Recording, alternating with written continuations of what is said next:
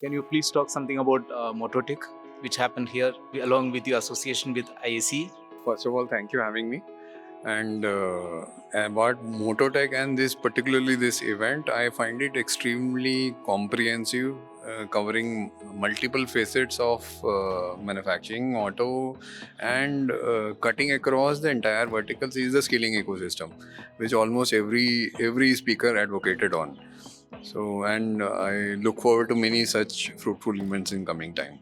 Sir, also can you talk about the importance of upskilling as well as skilling for automobile fraternity uh, based in Gujarat? So, you see, auto specifically is going through a very big inflection point wherein we have a lot of new technologies coming in. Entire ecosystem is looking forward to a lot of disruptions, considering EV ingressing into two-wheeler ecosystem, becoming more than 15% of the total share. We have a lot of traditional OEMs being displaced as industry leader in certain segments like EV. So there is in a way, people looking at adopting EV, also adopting intermediary technology, alternate fuels. Then government has certain policies of biofuel, flexi fuel, hydrogen being contemplated as a worthy substitute to petroleum and stuff. So there is huge amount of thing happening in terms of powertrain. So it solicits a huge amount of skilling. Further, if I look at traditional ecosystem as auto, there also we find a huge amount of electronics that has come into place. We also have seen a lot of semiconductor investment that government is soliciting in India. So this will only increase the importance of electronics, including auto.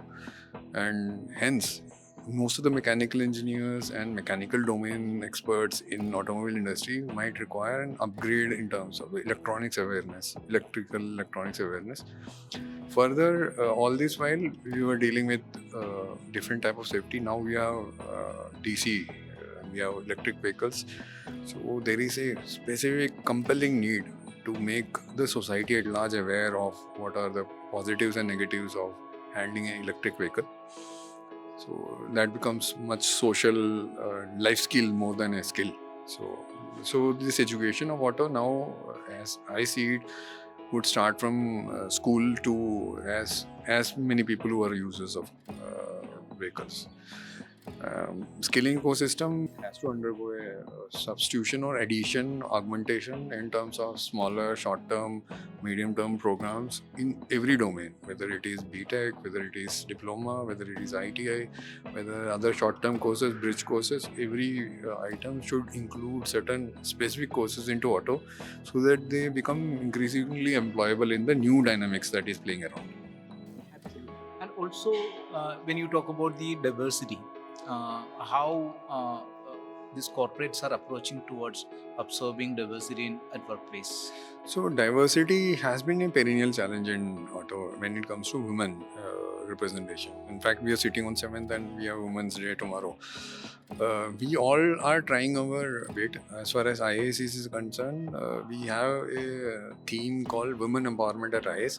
We have been doing it every year, wherein we connect. We have a formal event on every Women's Day and also have a connect program for a lot of colleges, but with very limited success. All that I can commit is we committed to the cause and we'll continue doing it. In fact, we have programs, we have initiated programs specifically for women, and we're ready to support any cause that all the other universities might be driving in to make them ready or ready fitment into auto. We're So, looking forward to it. correct. Also, I was talking this topic with many people like what efforts required to be there in place to enhance workplace dignity, especially when it comes to white collar, blue collar differentiation at workplaces in spaces like manufacturing.